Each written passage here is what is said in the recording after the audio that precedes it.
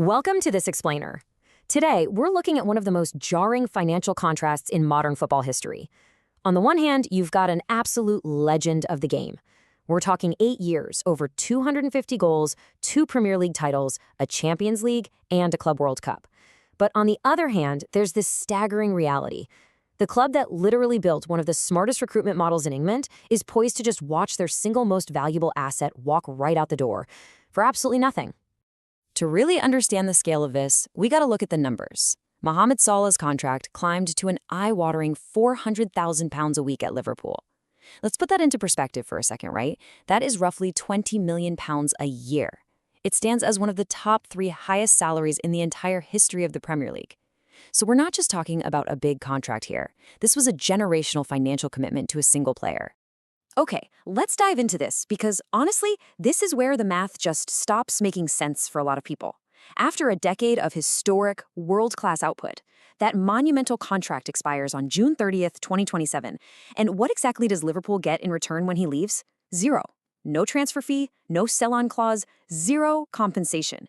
The greatest transfer bargain of the modern era, a guy who originally cost them just £36.9 million back in 2017, is positioned to leave Anfield with the exact same resale value as a returned library book. Now, I really want you to stay focused with me here, because a bit later in this explainer, right around the 7-minute mark, we're going to put a concrete number on exactly how much Liverpool loses commercially every single year without him.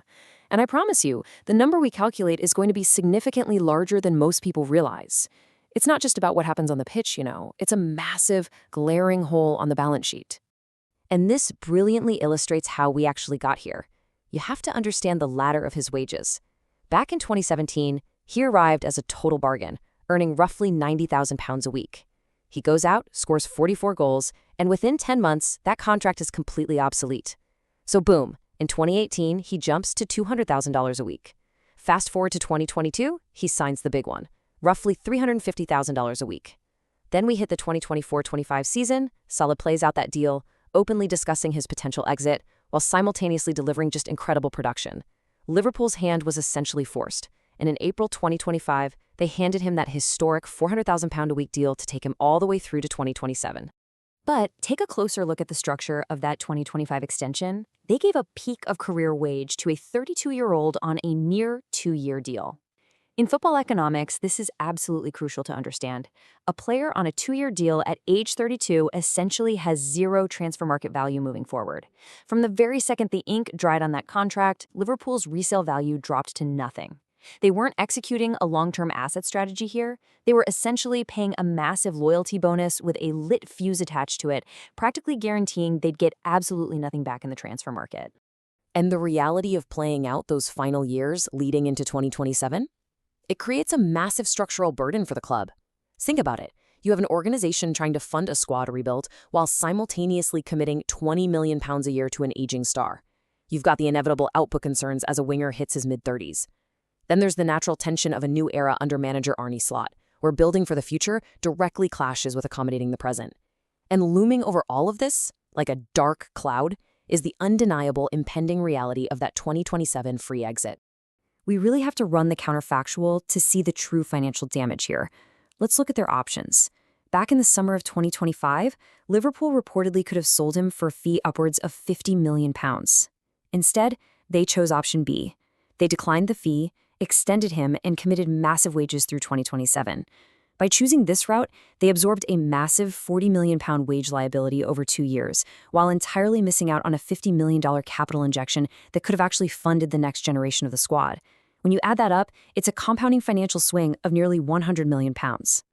Now, what's really interesting about this is that the shirt sales number alone shows the commercial magnitude of this decision, and it completely destroys the biggest myth in football finance. Whenever a club pays astronomical wages, you always hear fans say, "Oh, don't worry, his shirt sales will pay his wages." Listen to me, that is completely false. When you buy a £100 replica shirt, the club does not keep £100. The kit manufacturer takes the vast majority of that. The club's share is usually only around 10 to 15%. So even if Salah, who reportedly drives top 3 jersey sales globally, sells 1 million shirts a year, that only brings in single-digit millions in profit. The shirt sales don't even come close to covering a £20 million salary. The real commercial value is hiding elsewhere on the balance sheet. Because Salah is an absolute commercial engine. First off, look at kit renewal leverage. Liverpool's £60 million a year deal with Adidas was priced on global reach, and Salah is their biggest driver outside of Europe. Second, the MENA premium. He is arguably the most marketable athlete in the entire Arab world. Regional sponsors, broadcast interest, preseason tour fees across North Africa and the Gulf, all of that is priced with the assumption that he is in the squad. And finally, digital inventory. Liverpool's social media presence is massive, and branded content featuring Salah outperforms literally everything else, meaning the club can charge premium rates for those activations. Which brings us to the massive number I promised you earlier. When you combine all of those commercial pillars, this is the staggering estimated annual commercial value attributable directly to Mohamed Salah, between 40 and 55 million pounds a year. Now, I want to be perfectly clear about this. This is a financial model based on Deloitte Football Money League data and commercial partnerships. Clubs don't actually publish per-player commercial attribution. But this estimate is built on very solid foundations of exactly how global football commercial departments price their inventory. Let's break down exactly how we arrive at that massive figure. The merchandise margin, as we just discussed, is actually the smallest piece of the puzzle, just 4 to 7 million. But look at the kit and sponsorship premium at renewal, a massive 12 to 18 million. The meaner regional and tour revenue brings in another 10 to 15 million. Digital and content inventory adds 6 to 9 million, and the overall match day and hospitality uplift brings in 5 to 8 million. Add those ranges up and you confidently land right in the 40s to low 50s. So the crucial point is, we've been looking at the wrong side of the ledger this entire time. People were screaming about paying a veteran 20 million pounds a year, but even at the very bottom of our estimate, Salah generates double his wage in off-pitch commercial value alone. The £400,000 a week wage wasn't the problem. The real problem is that Liverpool possesses an asset generating multiples of its cost, and by letting the clock run out to a 2027 free exit, they entirely fail to capture his residual value. His connection to the Middle Eastern audience doesn't just evaporate when he leaves, but without structured ambassadorial deals or commercial retention clauses, Liverpool will soon monetize absolutely none of it. So as a free agent carrying all of this incredible commercial weight into 2027, where does the market dictate he'll actually go? Well, for months, everyone just assumed Saudi Arabia. Clubs like Al Ittihad and Al Ahly were reportedly preparing packages around €100 million a year. Then you have the MLS option, with clubs like Inter Miami and San Diego circling, hoping to capitalize ahead of the World Cup in America. And of course, there are those romantic European options in Serie A, with Roma and Juventus constantly linked to his profile. But as we look ahead, the reality of the football market for aging stars is completely ruthless. Those massive €100 million Saudi paydays of the past, they've really begun to tighten.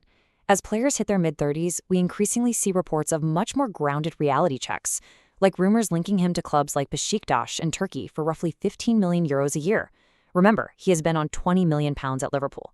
Even as a free agent, where no transfer fee is required, the most feared attacker of his generation faces a market where his on-pitch premium evaporates incredibly fast as he approaches his 35th birthday. Let's move to how this builds into the ultimate irony of this whole saga. A player's commercial value and their transfer value decay on completely different curves. It's wild. Salah's commercial value as a global icon remains incredibly high, but his transfer and wage value as a 34 or 35-year-old winger absolutely plummets. Liverpool's overarching mistake wasn't just failing to sell him for $50 million in 2025. No, it was failing to understand these two different curves, resulting in a strategy that optimized for neither. They lose the transfer fee, and they completely fumble the long-term commercial equity. Which leaves us with the ultimate question. Did Liverpool actually handle this correctly? Was extending him to secure his production through 2027 worth the massive financial liability and the completely free exit that inevitably follows?